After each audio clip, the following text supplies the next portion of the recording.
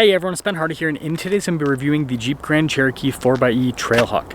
Before we get in this video, I want to give a huge shout out and thank you to the Doug Smith Jeep here in Spanish Fork for me some time with this Grand Cherokee. I'll include a link to their website in the description down below. Also include a link to my car buying guide. Let's get into it.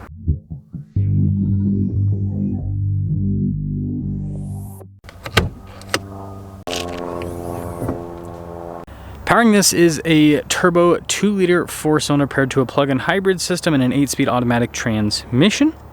The MPGe rating is 56. 23 is the MPG rating without any sort of hybrid assistance. It can go 26 miles on a charge, puts out 375 horsepower, and then 470 pound-feet of torque. Before we move forward with this review, I do want to mention if you want to see more videos just like this, then I recommend you subscribe because I post content every single day. So taking a look at the hood, you guys can see the Trailhawk decal. You got the blue to signify this is the 4xe, and by the way, Jeep, bring back the Hemi. Anyways, really cool with the light design there, and I love the grille trim as well. You've got the blue recovery hooks there. You can see the fog lights at the bottom. More aggressive approach angle as well with this Trailhawk package. Tire and wheel setup is 265 by 60 by 18 in the front and over in the rear. Got the nice metallic gray trim on the wheels and decent all-terrain tires. You might be able to fit a slightly bigger tire underneath there. It'll be interesting to see. Chunky with the fender flares, same thing with the bodywork there on the side. Two-tone roof, so it's got that kind of like Range Rover appearance. But there's your side profile. The charging port, by the way, is on the opposite side. Now this leads us to the key fob where we have the Jeep logo there. We have our lock and unlock, your remote start. You've got the opening for the rear hatch as well. And being a Grand Cherokee, you've got tons of storage space here on the rear. And you still get spare tire right there. Got the charging cable for the 4xe system, by the way. But yeah, very practical. When you're all done, just press that and that will lower the rear hatch right back down. And then the taillights, I think these are pretty sharp looking as well. You can see the Trailhawk badge, 4xe there on the other side, another blue recovery point. There's the rest of the rear. There's a little bit of snow there. Door handle. We've got soft touch here up top. You can see the darker trim down below, the blue stitching that goes across, and then here are the seats again with more of that blue stitching. And pretty nice trim all down the center. Getting in, it's easy. Legroom's good. We've got a little storage net. You can see there with the vents, USB ports, heated seats in the back, full outlet, and pretty good headroom back here. Now this leads us up front. We've got more snow. Soft touch there up top. You can see down below, again with the blue stitching. All of our window controls front two are automatic. The mirrors power fold in. You got memory seats, blind spot monitoring with the mirrors. Trailhawk there on the seat, nice perforated trim all down the center. Power adjustments on the side. Got your light control right here. Yeah, nice trim in general.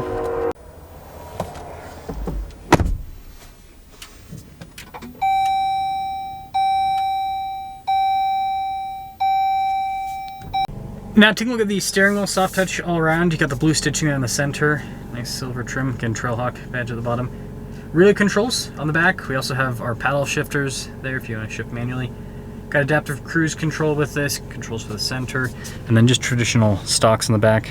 We've got Jeep's digital gauge cluster. Important stuff, it lets you know how hot or cold the system is. It also lets you know the range on everything there on the side as well. You got night vision with this, that's cool. So it does have some kind of fun features. Yeah, look at that. That's pretty neat. And you can also switch from like digital view. Oh no, this one just has a digital view. Interesting.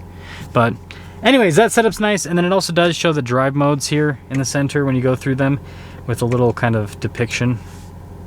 360 camera system. It's got good resolution. It's going to be nice for both parking and then off-road use. And then as for the rest of the infotainment system itself, pretty quick to respond. That's pretty cool. Yeah, I mean, everything seems very user-friendly with this. Down below, you got your controls for the heated and ventilated seats, dual zone climate controls, radio controls as well. And then you got all your charging ports below that. This is for the drive mode select. You get your 4-wheel drive low, so yes, this does have a 2-speed transfer case. It also has the adjustable air suspension. You got your off-road cruise control and a sway bar disconnect. That's a big thing with the Trailhawk here, is you can disconnect to help out with front end articulation. Got some cup holders here and plenty of storage space in the center console area. Nice trim on top. Rear view mirror, and then we've got a panoramic sunroof. So here's I want to sticker for this Trailhawk. Pretty much everything's standard. This does have the Advanced Protect Group 2 package. It gives you stuff like the night vision. $73,360 is a total MSRP. And bring back the V8. Okay, I had to say it again. Let's see how it performs.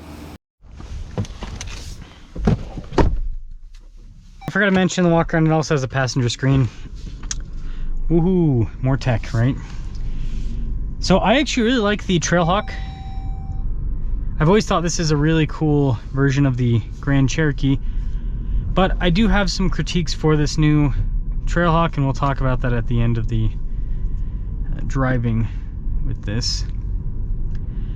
What I will say, this plug-in hybrid system, although not perfect, it's nice. It's nice as at least an option. Now, I do think it's interesting that, to my knowledge, I think this is the only way you can get the Trailhawk now. I think it's interesting that Jeep is pushing that at this moment. Because when they first released this, you could get it with a V6, you could get it with a Hemi, which the Hemis are super rare, and apparently they're actually holding their value quite well because they're so rare. And yeah, then you can get it with this as well. Now this is good power. Doesn't necessarily feel like the power figures, and that's the thing about plug-in hybrids. They're just always like that, where they'll say they have a certain amount of power on paper, but then in reality they always feel a little bit slower. It's not bad, but it's just kind of the nature of things with these plug-in hybrid powertrains. I want to see kind of like a bump here. Yeah, this air suspension is pretty darn good. Let's actually see if this is icy. That'd be interesting to see how this kind of. No, it's not icy enough. Just like a little coating. It'd be cool to see kind of the 4-wheel drive system working. I did take one of these off-road. It wasn't technically a Trailhawk, although it was basically a Trailhawk. They made like an off-road package. I don't know if they still make it, but you got pretty much all the Trailhawk stuff. It just didn't have the Trailhawk name. Like, it even had the recovery points and everything. And the it even had, you know, all-terrain tires. Like, it had all of it. Yeah, that hybrid sound, interesting to hear, right? But I mean, yeah, it's pretty darn comfortable. Okay, let's see if I can get this to spin out one of these snow. This one's actually bigger up ahead. This will probably be better. I don't think it's going to do anything, but we'll see if I can, if I just like, yeah, it just instantly gets grip. It's not enough to really do anything, sadly. I tried though. I tried. But yeah, I mean, this is comfortable. This is nice. It doesn't, you don't concede anything with the Trailhawk when it comes to Grand Cherokee driving. It still has the same comfortable feel that everyone knows and loves with the Grand Cherokee. And this is why people get the Grand Cherokee over the Wrangler, right? You get noise insulation. You get a nice ride quality. It's easy to park. It's just a nice drive overall, because it's, I mean, this is a unibody independent suspension crossover. So it's solid. And again, this 4xe can be a little bit clunky at times, but it's not a bad powertrain. And it's nice having the electric range. Like, the biggest benefit of plug-in hybrids is not the performance that they provide. The biggest benefit of plug-in hybrids is the fact that you've got electric range, right? That you can plug it in, and if you go to the grocery store or something like that, you don't have to use any of your battery. Or not battery, any gas. Apparently I can't talk today. So my quick critique, and I will say that I have been impressed with the suspension. Like, damping's solid. I think that Jeep has made the best Trailhawk ever. The suspension ride height that you get with this is fantastic. And let's actually jack up the suspension. It does make it, you know, a little bit tiptoey where it's not as comfortable. So in the sway bar disconnect, like in the 4-wheel drive system on this, all of it is fantastic. Like this is the most capable Trailhawk they've ever made. The problem is stuff like the passenger screen, stuff like the heated and cooled seats. And the reason why I say this is a problem is that they've made this way too fancy, like way too fancy.